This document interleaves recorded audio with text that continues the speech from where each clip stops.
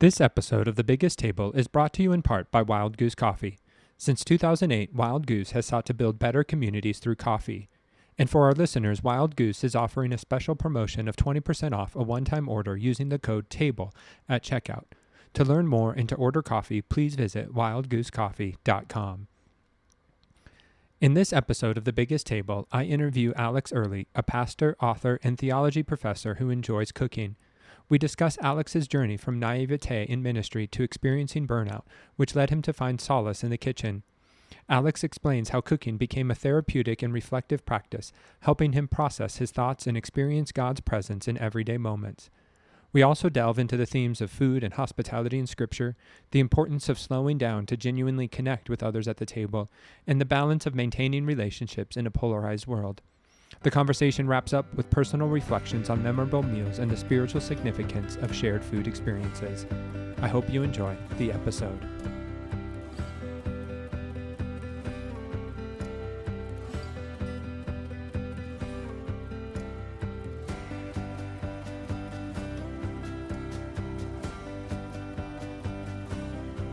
Hello, and welcome to another episode of The Biggest Table. I am your host, Andrew Camp, and in this podcast, we explore the table, food, eating, and hospitality as an arena for experiencing God's love and our love for one another. And today, I'm joined by Alex Early.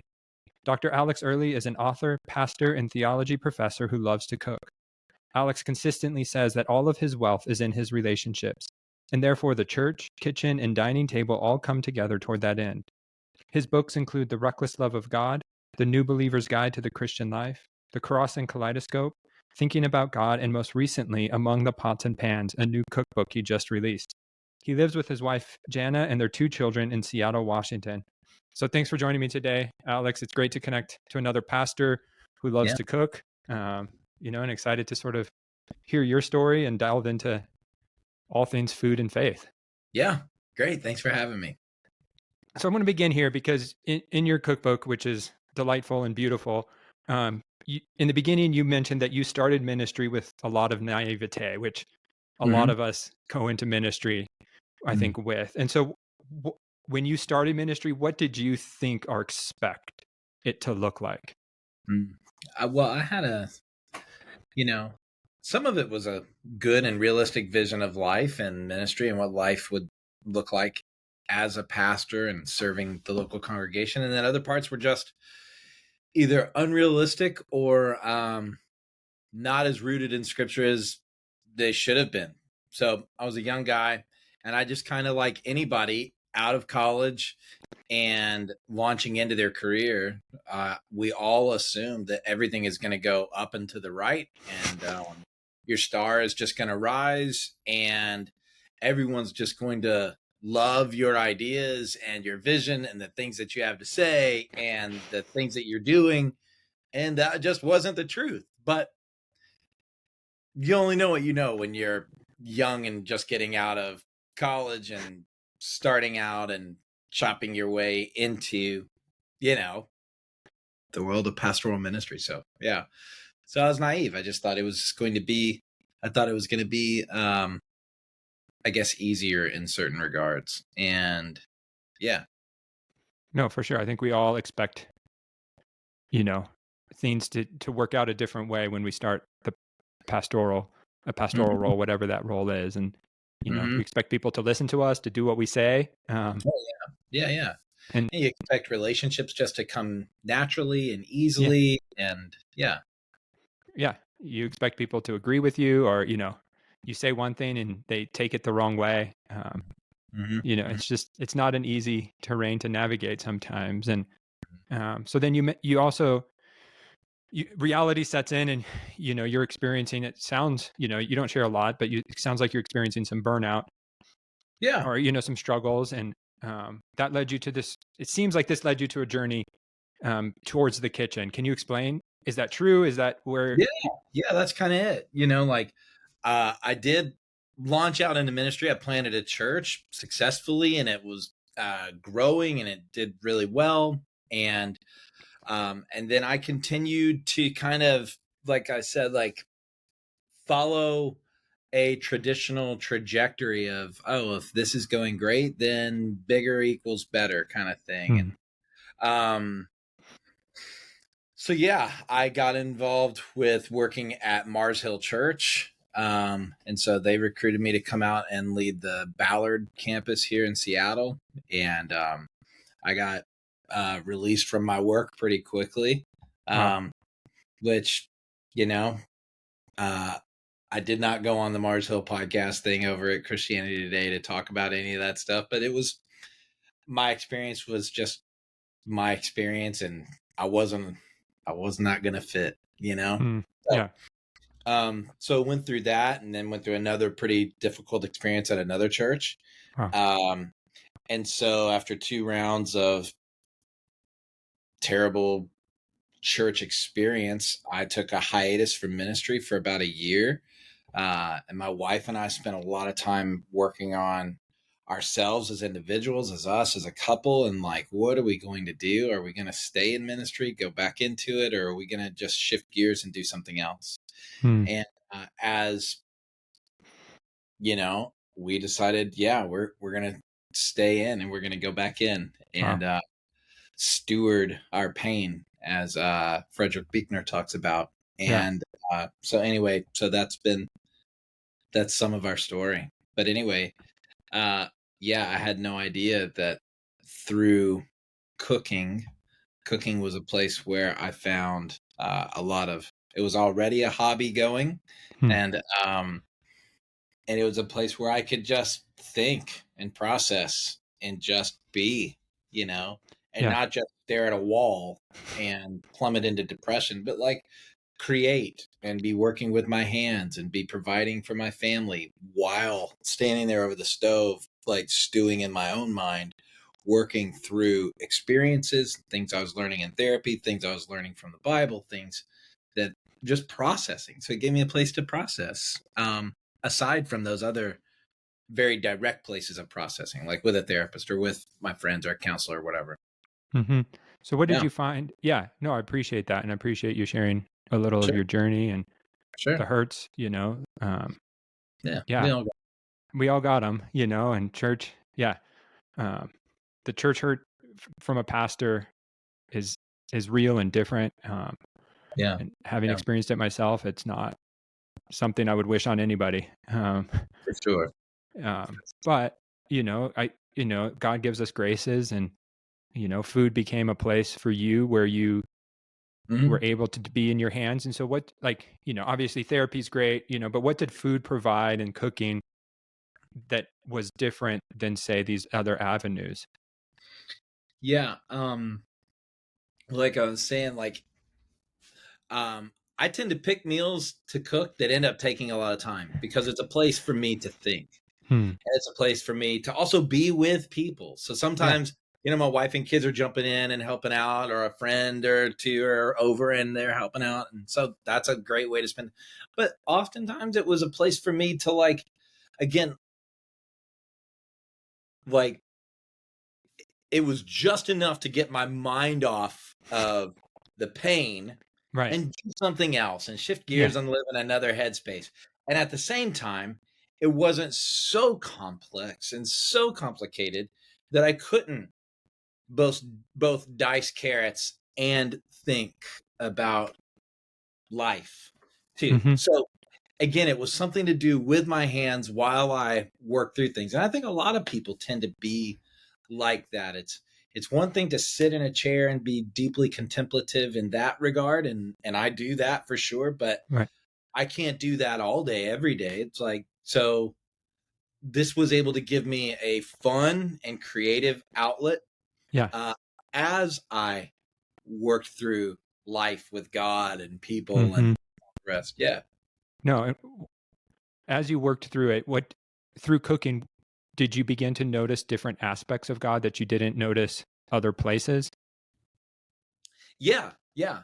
You know, the and what I stumbled upon is something I like mentioned in the book is like I simply stumbled into spaces that other saints long before me have stumbled into, whether it's Brother Lawrence working and stirring and making a cake in the kitchen, where he talks Right. about that like practice of the presence of God, or Saint Saint Pascal, or um, Teresa of Avila, and her famous line about God walks among the pots and pans. Like, uh, I I simply found myself in a place that the kitchen is just as holy as anywhere else, Mm-hmm. Yeah. because we don't leave God at the communion table on Sunday, but God is with us in our everyday, in our ordinary, mundane moments of life. And I started noticing it's not really about getting him to come join me somewhere. Mm. It's more like me waking up and joining him right now. Yeah. Like, he never leaves me. So that I started to discover that theological concept became a reality first for me, really, in the kitchen. Huh. So Yeah, the idea that God is just present, that you're waking up to the presence of God each and every day, and that that's it. through the Like, bounty of creation and uh-huh. um, the joy Yeah, of transforming ingredients.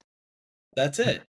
And like creating and then providing for my family and going, gosh, I am created and I am Right. provided for. And like these very obvious things that are right there at the very beginning of the Bible. But, Yeah, there's so many of these things that you don't learn until you learn them. And for for me, sure.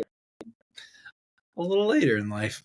No, I hear that. No, and because you mentioned too that we as Christians and especially pastors, we steward in the world of words. Yeah. We're Yeah. preaching. We're reading the word. We're Mm, talking to people, and yes. there's something about the embodied activity of cooking and eating that I think, for you, it sounds like it took some stuff from the head down Mm-hmm. deeper into the heart. Mm-hmm. That's it. It gave time and space to process while moving my hands, Yeah. while interacting with people at the grocery store, while thinking through what this might taste like or what that might look like and who might enjoy this or that. Like, again, it gave me space to kind of integrate creative work, providing work, Yeah. um, and a space to process going through some hard stuff.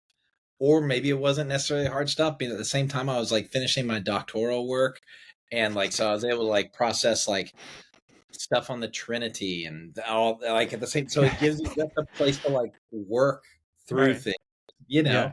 Uh-huh. That, Yeah. no, that's very cool. Like, it's slightly different for me, as my experience in the kitchen, it's more of a space to just get out of my head. Like, I Yeah. just, like, I stop thinking, um, Hmm.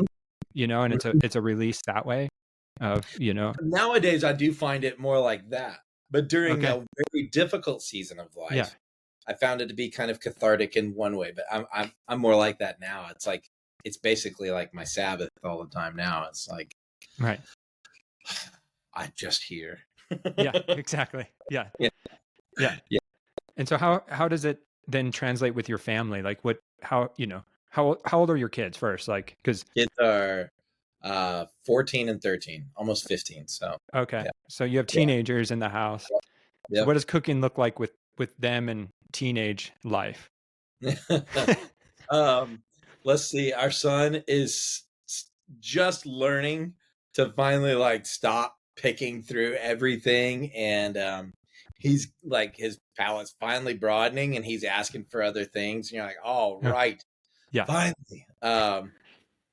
Yep. Chicken fingers and fries are, boys are going to be boys, I guess. But anyway, so his palate's broadening. Our daughter will eat anything under the Okay. sun, and so she's always the adventurous one.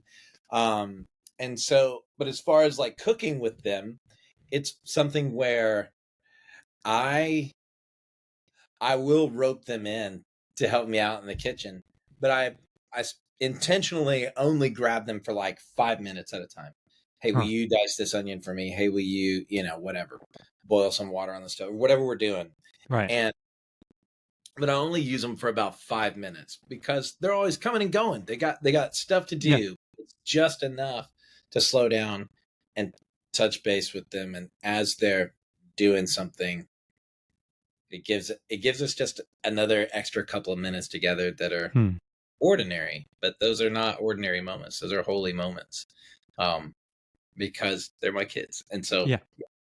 so that's kind of what it looks like. We don't spend hours and hours in the kitchen together cooking, um, but we do.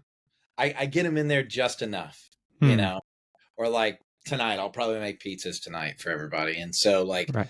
I'll have them top all their pizzas or whatever, Yeah. that kind of thing. For Yeah. sure.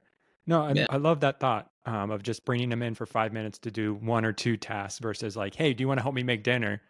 Which, Yeah. you know, my girls are 8 and 6, and so like they want to help, but they have that 5 minute attention span as well. Totally. Um, Totally. So take and bake cookies are good for, yeah. like, okay, well, you can grease a cookie sheet and you Right. can preheat Yeah. the oven and you can listen to the timer and Right. yeah. Yeah. Yeah. Yeah. Yeah. Yeah. No, what was it? A couple weekends ago, my girls asked for some homemade raviolis that I'd made a year ago. And so like, they're like, "Can we help, Daddy?" And I'm like, "Okay, this is rolling out pasta." It's like, making Yeah. raviolis isn't. And so like they would help for a little bit and I would get frustrated. And so I think I love your idea of like, "Hey, help do this task for 5 minutes." Yeah. Um, Yeah. that's yeah, And kind of rope them back in as you roll out the pastas and you start, you yeah, the ragu and all the other stuff. Like, yeah. right. Yeah. No, I love that. And so listeners, I hope you take that advice as you're seeking to figure out how to bring your kids into cooking. Like grab them for, what's a simple task they can do and then release them back into their childhood Yeah. wiles. There you go. And like one thing I'm going to try this year, like our daughter, when she turns 15, we usually go to a cabin up in the San Juans, Hmm. um, and we'll stay there for like 2 or 3 days. And it's just this remote, most amazing place. Wow. And, uh, I'll usually spend like half of the day making Regina Schrambling's lasagna from New York Times, and it's absolutely the most incredible thing. But it takes all day. It's a full-on commitment, and I might get our daughter to roll with me through the whole cook this Okay. time. Nice. And it's like, Yeah. all right, commit with me. We'll start at this time and we'll be done by this time. But Yeah. yeah, but she'll be 15, so she can maybe hang a little longer. No, she can. Yeah. And Yeah. so what is it, about Regina Chambly's lasagna that, Oh, man. like your face lights up? Like there's something about this lasagna that speaks to your soul, Alex. So like what? Absolutely incredible, man. So the technique is pretty wild. And if you had somebody like a Kenji Lopez food lab guy explain the chemical compounds of how things break down, it would make all kinds of sense, I guess, to scientific listeners. But the big idea is you make meatballs that are like out of chuck and pork and Hmm. garlic and parsley and all the stuff. You make meatballs, you flour them, you brown them. They go into the marinara sauce for about an hour, and then you pull them back out, chop them back up, back into the marinara sauce. And so anyway, there's a couple of like little techniques. Like, I had one of my like science chef buddies explain all this stuff to me. Right. And when he did, it made sense. But since then I forgot it. Yeah. So it's absolutely just the most incredible lasagna anybody Okay. could ever have. So Wow. it's just unbelievable. It takes Okay. about 4 hours. Are you making your own pasta with it, or is it you're using pre-made lasagna? This year I will be. Okay. Yeah. Yeah. This year I will be. Okay. I'll have to look up that recipe and maybe I'll throw it in the show notes for our listeners too, and because a good lasagna, Oh, and yeah. it makes a lot. So just prepare yourself. Okay. Homemade ricotta with it, or you. Oh yeah, we'll do it all, man. You'll do it Yeah. all, man. Yeah, we'll do it all. All right. I For think her, it's her birthday, so we'll go all out for that one. for sure. Yeah. When you make this lasagna, what wine are you drinking? Oh man, probably a Chianti. Yeah, Nice. probably. I don't know. I was thinking about it yesterday, actually. Okay. So I don't know. Last night I was actually thinking about like after dinner, like gram 6 grapes, just a port. But Okay. we'll see. There you go. Nice. Yeah. I'm partial. I like a good Barolo. Oh yeah, man. Uh, Me yeah. too. Mhm. Yeah. No, but a good Italian wine. Mhm. Yeah. There's some great Yeah. ones from San Marzano with like, where they grow the tomatoes. And so like sometimes you get that tomatoey flavor there that you're like, okay, I can taste the vines, Uh-huh. and so I haven't fooled around with it yet, but I'm like, okay, I need to get a good San Marzano wine and get some tomatoes and try to see, Oh what's man, going on there.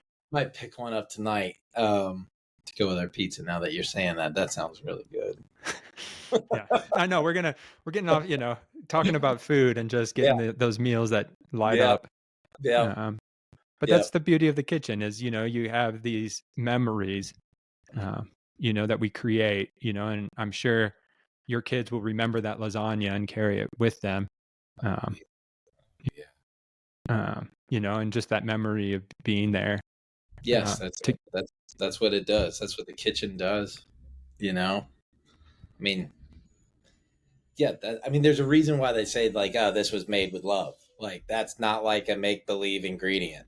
No, Like that is why you remember what you remember with your mom or your dad or your grandparents or an aunt or an uncle or whatever. Like you just remember certain things like they were made with love. And it doesn't yeah, necessarily mean you're eating at a Michelin star restaurant. no, It's do you feel loved and welcomed? Is it a place of hospitality? Are yeah, you seen and heard in that space? And it's like, man, I felt something there. right, yeah, Yeah. yeah. There's a great quote. I know, MFK Fisher. I don't know if you're familiar with her writings, Mm-hmm. but she has this great quote of like people would ask her why she's writing about food when there's so much brokenness and pain, and she's writing during World War II, and she mentions like, hey, when I write about food, I'm actually writing about love and Mm-hmm. belonging and brokenness, and like Yeah. at the end of That's it, it. she said like, there's more than communion of bodies when we come together. Mhm. And I think that's what you're alluding to. That's it. That's completely it. Yeah. And we all know that. Like Yeah, we all know that. Everybody hears that by her and goes, "Yeah, that's it." that's it. Yeah, that's why we do it. Yeah. Yeah. And yet we also then have bad food habits, or we're a culture of, as Michael Pollan says in Omnivore's Dilemma, we're autonomous eaters eating alone in our fast food in our cars. Oh, I Um, know. and so Yes. we're fighting also this culture where we know on the one hand, this table and food is this place of belonging. Yet we also have the American way of eating we don't have a culture of eating, it seems, at times.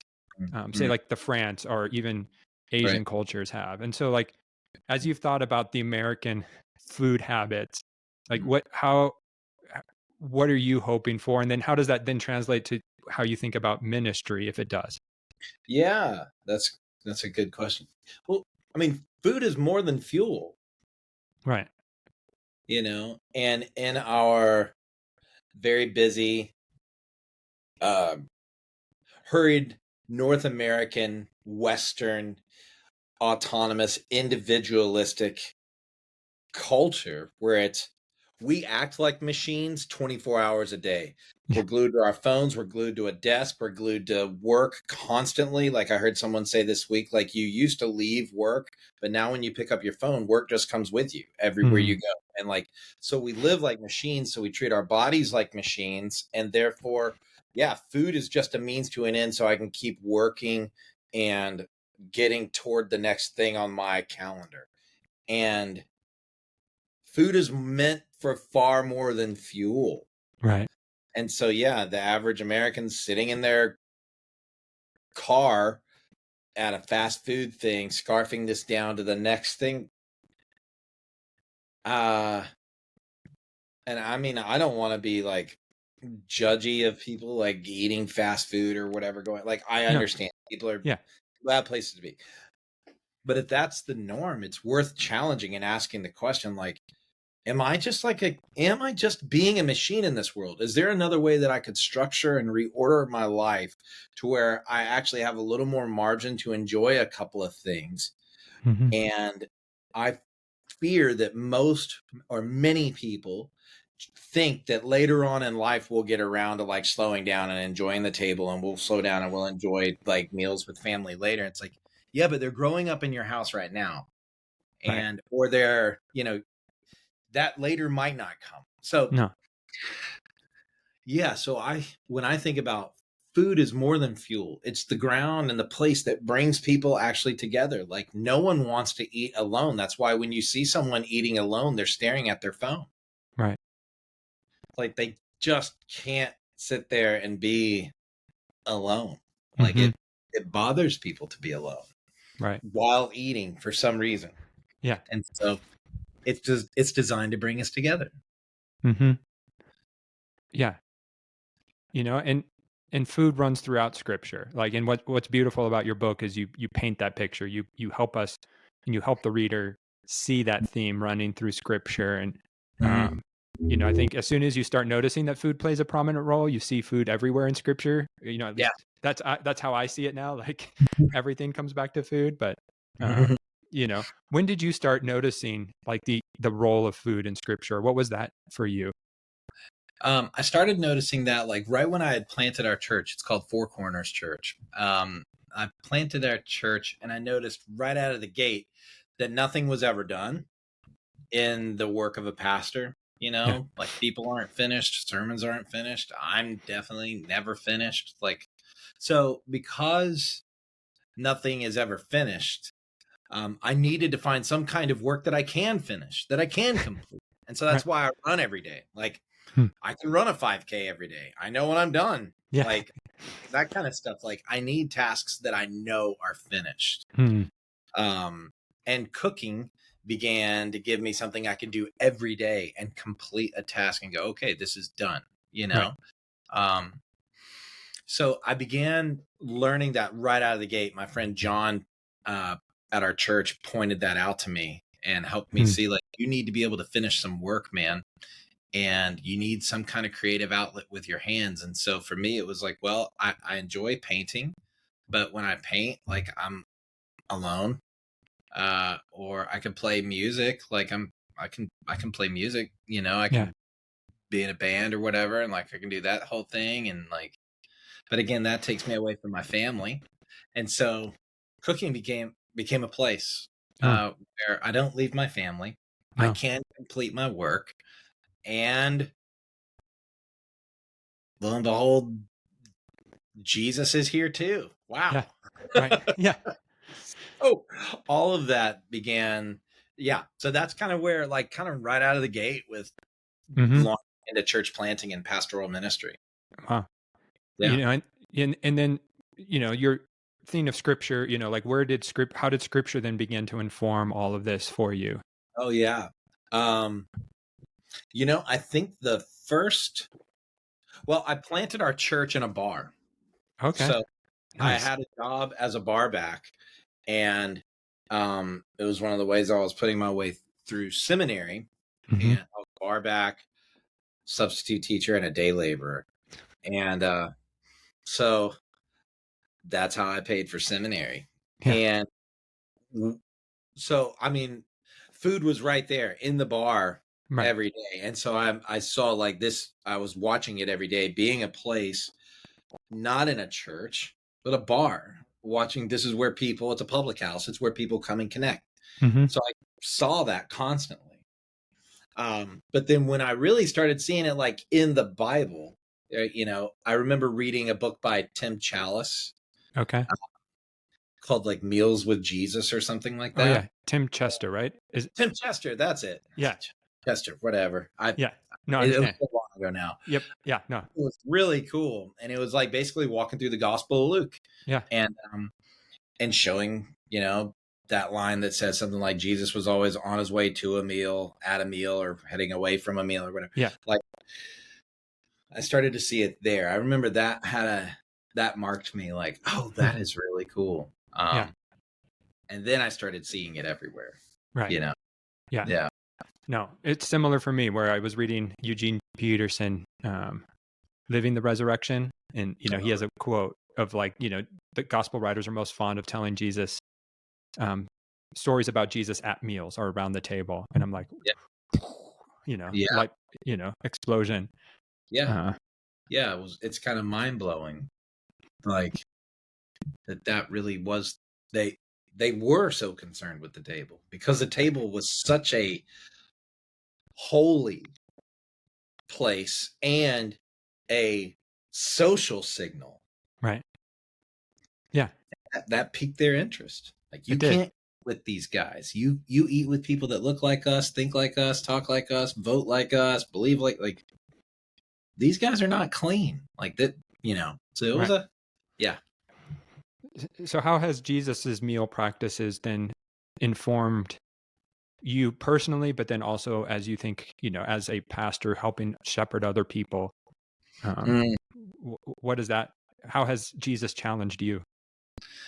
um, I had a conversation about this week. Hmm. Probably 2 days ago. Um, well, following Jesus is going to get you heat from the right and the left. Yeah. There are gonna be moments where my extremely conservative friends are gonna have a really hard time with my uh very much so not conservative friends that I eat with and hang out with and have a great time with and really like being around. Mm-hmm. My conservative friends can look at that and be like, "What's wrong with you, Alex? Like, Yeah. is there something wrong with your character?" At the same time, my extremely liberal friends or unbelieving friends or whatever over here on this side have a hard time. Like, you hang out with people that like believe X, Y, and Z. It's like, yes. And so I feel like Jesus's model is going to upset people on either end of the spectrum, Hmm. because he's not here to pander to anybody, whether it's conservative or irreligious or whatever. Like, so in following him, and even in my own like daily life or pastoral ministry, you're going to look a little odd Hmm. in the sense of, if you're a pastor and you're hanging out with this kind of crowd, suddenly it's like, are you a very good pastor? Do you know what you're doing? Like, you know? Um, so yeah, that's kind of how that Oh, stands out to me with Jesus and dining with certain crowds. yeah. And holding that tension of, Yeah, it's not either or. Like we're so fixated on either totally. or thinking, whether, it's in the church, out of the church, like you're Yeah, either this or that. But I think yeah, Jesus invites us to this both and. yeah, Um, absolutely.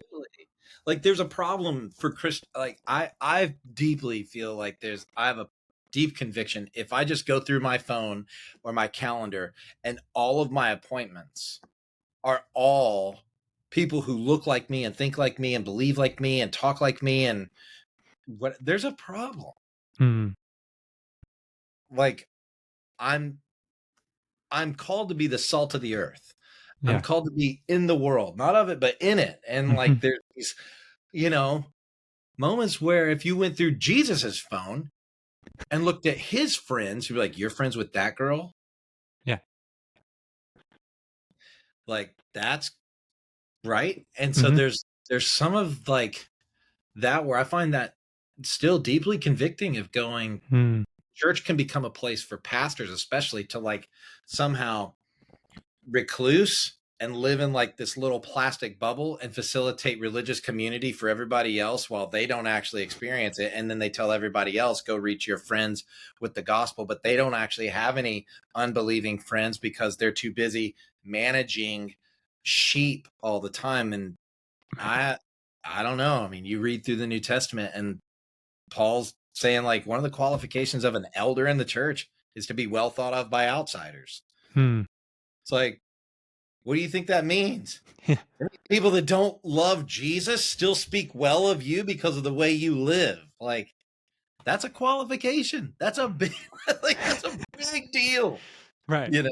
Yeah. So, yeah. Anyway, so when I see Jesus at the table, he does not make sure everybody is super kosher before he'll break bread with them Hmm. and enter into friendship with them, Right. you know? So, yeah, that speaks to me profoundly, like, in how I'm supposed to see the table and my life. Hmm. And so how do you for listeners, we all say yes to this, but the practice gets hard. Or, Yeah. and so what would you, how could you encourage listeners and even me, Yeah. to then, take this from head to heart? One is, remember, for me, it's like when I have certain friends over that say certain things that, like, oh gosh, my kids are in the room, I can't believe you just said that. But like, this is where Christians tend to cringe up. Like, see, that's the thing right there. I don't want that guy using that word around my kids, or that woman saying whatever. It's like, right. But people that don't know Jesus are going to talk like they don't know Jesus. Yeah. Surprise. Surprise. That's a good, yes. And sometimes a guy that does know Jesus also talks like he doesn't know Jesus. So like, there's a part of me where it's like just keeping a realistic vision of, yeah, people are going to be unbelievers. And I shouldn't expect them to have the same kind of standards or morals or the way we carry ourselves in our home. But also, that's not saying, let everything go and who cares and all rules are off. But I think it's just a matter of going,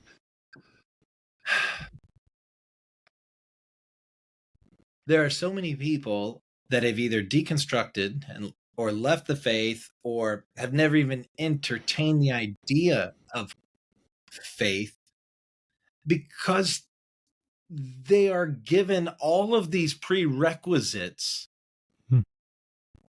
not for Jesus, but just to come into your house. And it's like that some of that needs to be challenged and questioned. Right. You know what I'm trying to say? Yeah. Yeah. And going like, well, Jesus didn't make people do X, Y, and Z before he would have a meal with them. Yeah. But I will. Right. Or I'm tempted to, or I'm like, oh man, I start asking all these questions that Jesus wasn't even remotely worried about. Right. Because again, like, so what if like these people are talking about something like this? You can change the subject if it's obviously way out of bounds or something. And yeah, guys, still lead your home. But at the same time, when that friend leaves the house, you can talk to your children or your wife about those conversations and go, yeah, see how we handled that. Like, yeah. You can still keep applying the gospel and go, yeah, that's where we're different. And you just explain that. And so that's kind of how we've rolled. Yeah. With our kids. No, I love that idea. Training our kids to go out into the world. And I don't want my kids to be bulldozed day one in UW because suddenly they've been in this like so sheltered environment that they've never had their ideas challenged or tested. And suddenly they're blown out of the water on day one. You know what I mean? Yeah. When they leave the house. No, for sure. It's a teaching moment and a guiding moment to go, did you hear my buddy when he said blank and how I was showing him that, like, yeah, that's discipleship in the home. No. Yeah. And it's learning how to have conversations, because even when we invite Christians over, they can say some things that make me cringe, like, Yes. And especially when they're non-believers, you get non-believers and Christians together and somebody's going to say something that is offensive. Yeah. Or just wrong. Yeah. Or just obnoxious or just like, man, that's so easy for you to say when you're in a room of 9 out of 10 of you are Christians. You got that unbeliever over here. And it's like, that's a weird, Right. Yeah. No, but it's learning how to have those conversations in such a deeply polarized society, and that's what the table is supposed to do. It's supposed to bring the misfits together. It's supposed to allow us to see the humanity in another, and recognize their humanity before the judgment, Yeah. That's exactly it. Yeah. Or it's, Jesus touching the leper before cleansing him, yeah. So much there because I think of Miroslav Volf and his idea of the will to embrace begins with any preconceived notion of who they are. Like you embrace them and then, first. Yep. Yep. And so that's the power of the table. Yeah, that's completely it. That's the power of the table, is we don't have to see eye to eye on everything before we can sit down and have a meal. Mm-hmm. And and and it's okay to not agree on things. Right. Like, if we can treat each other lovingly and respectfully and kindly, then I'm not going to vote you out of my life Yeah. because you believe things that I don't believe. Mm-hmm. I can still maintain a friendship with you, even though we see the world very differently, Right. And yeah, our friendship would probably grow into something far deeper if we saw and agreed on more essential issues.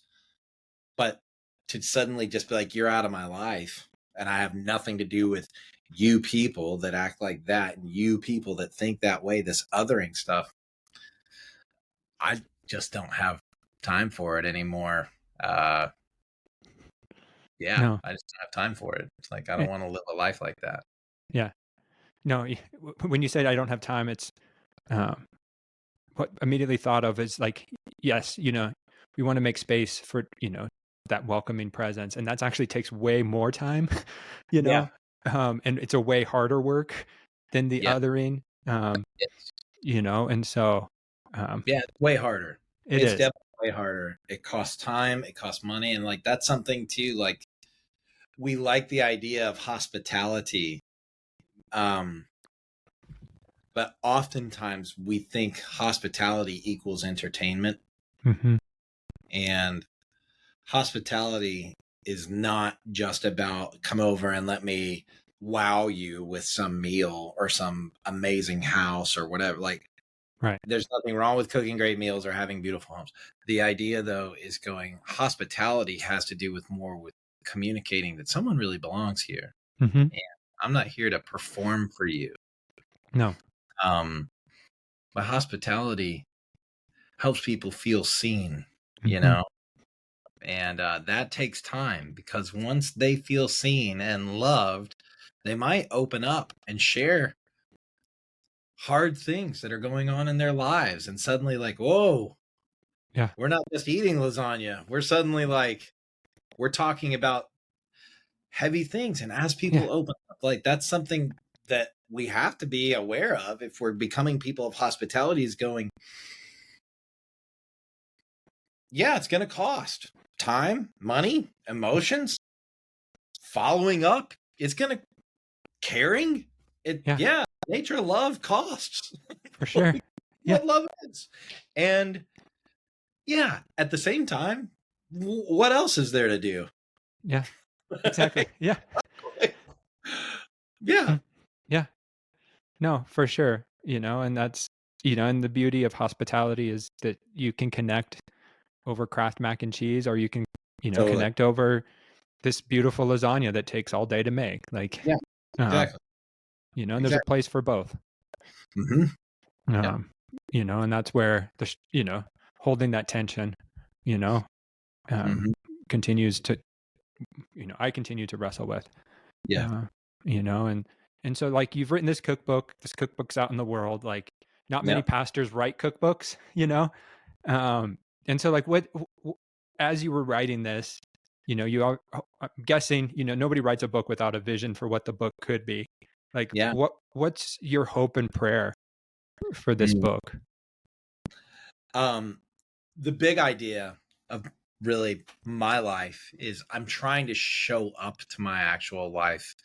And so the way we talk about it in our family and around our church is, I want to be faithfully present Hmm. to God, to myself, and to other people. I want to be present. And so when I was writing this book, that's what I'm trying to communicate page after page, is like, show up. Okay. On your phone, Yeah. stop working, but stop, just slow down and like actually show up to the one life you've been given to live, and respond to God and the gospel in it. Hmm. We're inviting people in. Like, again, like, I'm deeply concerned about how fast we run and how outpaced we just, the pace of our lives are just, it's too much. Yeah. And so we're burning out. we're addicted to all kinds of anxiety meds and sleep medication now, and on and on. It's like we run ourselves like machines. And I'm going, God's already provided the solution Yeah. first in himself, and then you slow down in his presence. And so that's what I'm trying to do through the art of cooking and hospitality. It Yeah. doesn't have to be this like, okay, so now if I'm going to slow down, I need to go be like a monk, like in a cave somewhere. It's like, no, just slow down enough to have a meal with your family or your friends. That's what Yeah. I'm saying. Yeah. Just slow down like that and do the thing that you kind of really want to be doing. Yeah. Yeah. You know? The thing you wish, do that. Yeah. No, it's And like you. Yeah. No, it's like you said early, and when you were learning, this cooking is you were beginning to see God's presence everywhere, and so much of the spiritual life, I think, is just it's not adding more. It's actually how can we be present to what God is already That's up right. to, and I think we have to eat, and Mhm. and so how can God become a present factor in that moment? Yes. Um, and that's the beauty of food is we have to do it. So how can we bring God into this mix when he's already provided it? So like like you said. Yes. And he's already there. It's Yeah. wake up to the fact that he is already there. Yeah. That's Yeah. And yeah. recognizing God in the beauty of the produce and the beauty of Yeah. like the bounty of produce. Like Yeah. Or the fact that, you know, just about any of us can walk into a grocery store today and look over the sea of produce, and you can buy anything you want in sight. yeah. I was standing at this uh, this water this thing full of like shrimp and crabs and oysters and whatever at the grocery Right. like last weekend with my friends Jesse and Nick, and we're just standing there, and that's what we were talking about. We were looking at everything across the grocery, and it's like, guys, isn't this crazy? Right. We can just buy anything we want in here. Yeah. You just walk over and pay, like you can buy an orange, you can buy, like we were just like looking at everything going, man. And I know this sounds so silly because like, well, duh, you've been going to the grocery store for 44 years, Alex. Right. But it's like, yeah, I've been going to a grocery store for 44 years. Mm-hmm. We are overwhelmingly blessed. Yeah. We've been given so much. We ought to be the most grateful people. This ought to cultivate an incredible amount of gratitude. It's like, well, no, I mean, I don't have all the money in the world and I can't do everything in the world. But oh my gosh, if you've got with these things, we'll be content, like Paul talks about, Yeah. like, For sure. Yes. Yeah. like we've got plenty to be content over. Mm-hmm. Which then should help us move out into the world to Yeah. feed the hungry, to care for the poor. Like, Mm-hmm. Mm-hmm. I think the table also then is a motivating missional act. That if we can't see the hungry, both literally and spiritually, like I think the tables we need to do a little course correction. Yeah, there you go. As Mm-hmm. well. Mm-hmm. Yeah. Yeah. So you see it as a place of mission, a place of communion, like, yeah, based on who's there,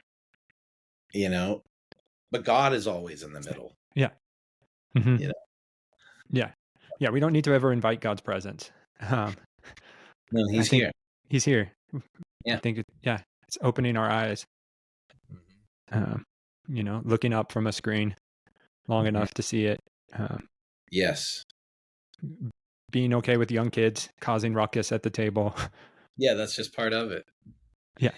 And they don't take away. Like, that's the thing. They're not taking away from anything. No. Even though they're loud or whatever, or wanting to talk about some whatever thing that you really don't care about. Right. It's like they're not actually taking away from anything. Mm-mm.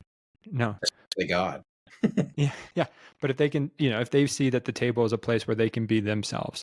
Yeah. Maybe, when my girls are grown, they won't try to clean up their act, before God, but can just let loose and have fun. Show up as you are. Show up. Yeah. Yeah. Love it. Love that beauty of the table.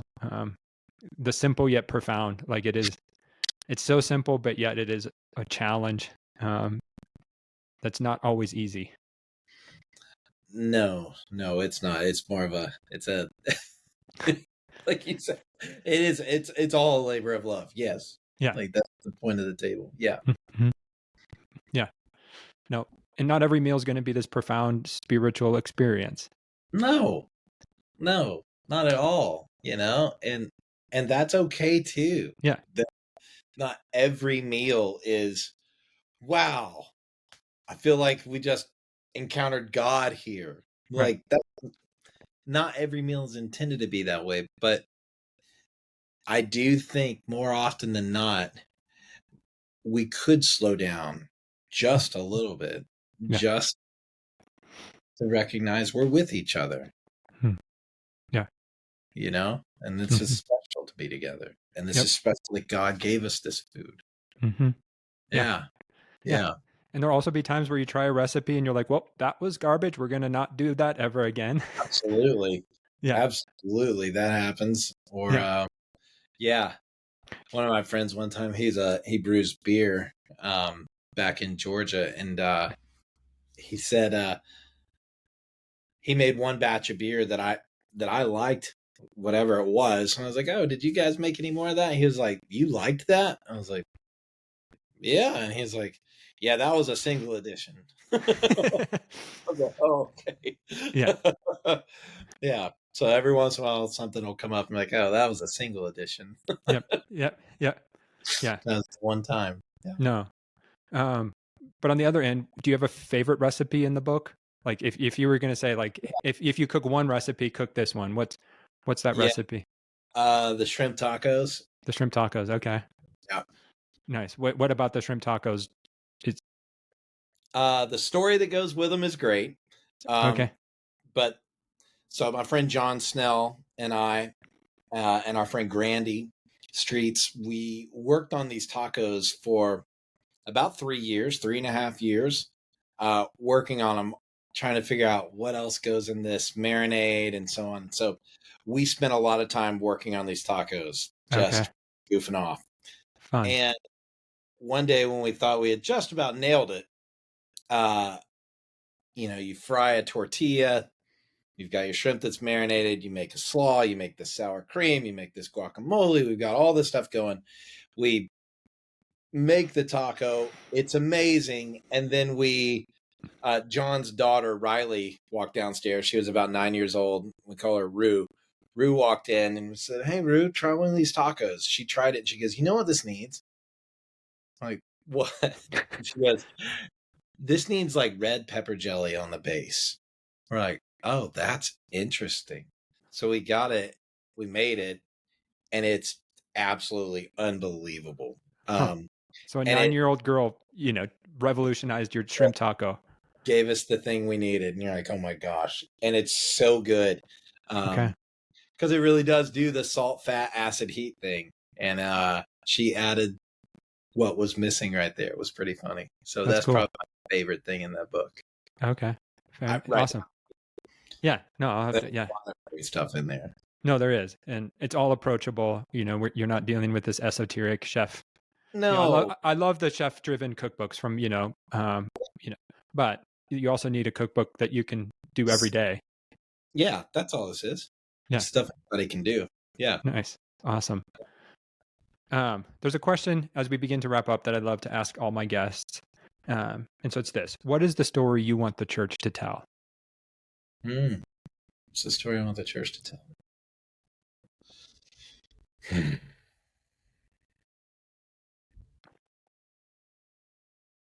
Gosh, I think the church, that's so big. That's almost too big for me. But the story our church is telling, I can say it that way. That's fair. Yeah. Our church is simply responding to God and the gospel through living lives that are faithfully present to God and ourselves and each other. So what is the church? The church is a collection of people who have responded to God and the gospel. We've assembled around the person and the work of Jesus by the Spirit, right? Yep. That's what a church is. So it's respond to that and invite people into life with God. I think that's it. We're to be a hospitable place of invitation to life with God. Nice. Yeah. Love it. Love it.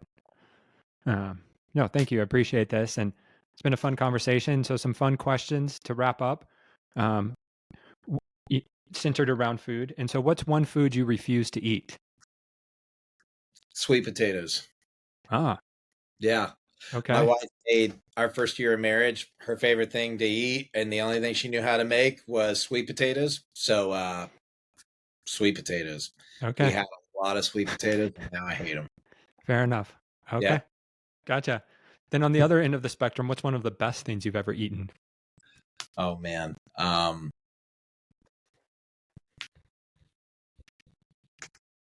One time I sat with my granddad by a pond when I was a kid, and we were fishing, and we ate tomato sandwiches in the sun, and it was the greatest meal of my life.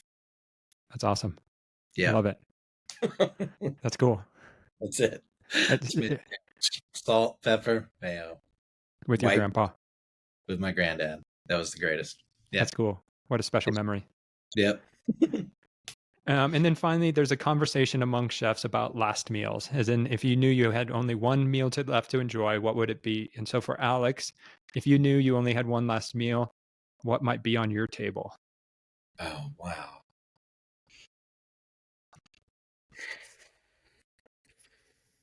Gosh, that's a hard one. That puts me in a strange head place. Like, Okay. coming off sabbatical and being in this place of contemplation, I'm tempted to just say like bread and wine. Fair enough. Yeah. Yeah. Yeah. Probably bread and wine. Nice. Yeah. No, it's an interesting question. And it's curious what always people say, but maybe a slice of maybe some Gruyere. Okay. Yeah. There's nothing wrong with bread, wine, and cheese, you know. Maybe a little cheese in there too. Yeah. Yes.